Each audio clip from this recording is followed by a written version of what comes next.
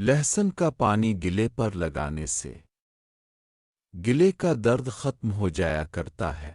چہرے سے دانے ختم کرنے کے لیے شہد میں 5 دانے بھنے ہوئے چنوں کے صفوف کے ملا کر لگائیں۔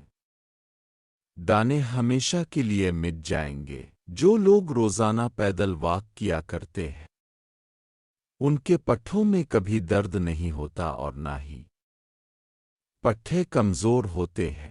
ہاتھوں پر خشکی ہو جائے تو بکری کے تازہ دودھ کی جھاگ ہاتھوں پر لگائیں، خشکی ختم ہو جایا کرتی ہے۔ انجیر کا پتا چبانے سے آنکھوں کی پلکیں لمبی ہوا کرتی ہے۔ داڑھی کی تکلیف ہو یا پھر دانتوں میں درد ہو تو کوشش کرو کہ پانی میں پھٹکری گھول کر کلی کیا کریں، درد کے لیے بہت مفید ہے۔ جن لوگوں کو چنبل کی بیماری ہے تو انہیں چاہیے کہ ہرمل کا استعمال کیا کریں، چنبل کے لیے بہت مفید ہے۔ کمزور جسم پر گوشت چڑھانے کے لیے کوشش کرو کہ اونٹ کی گردن کا گوشت کھایا کریں، بہت مفید ہے۔ آم کا مربع زیادہ سے زیادہ کھایا کریں، ٹانگوں کے پٹھے کمزور نہیں ہوں گے۔ شوگر کے مریض کالے بھنے ہوئے چنے کھایا کریں، ان سے شوگر کو کافی حد تک کنٹرول کیا جا سکتا ہے۔ کدو کھانے سے چہرے پر دانے کبھی نہیں نکلا کرتے اور چہرہ ہمیشہ نرم رہتا ہے۔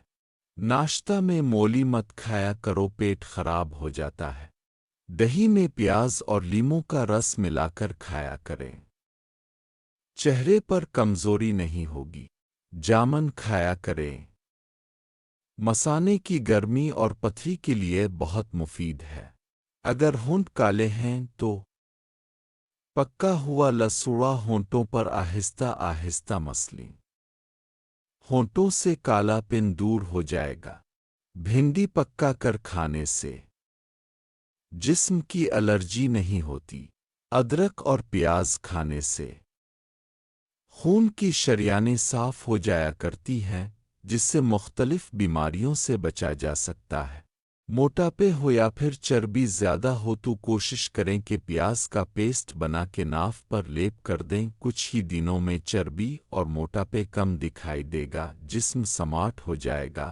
اگر وقت خاص سے چند منٹ پہلے ناف پر لیپ کیا جائے تو نامرد بھی پورا نکالے، دورانیہ ڈبل ہو جائے۔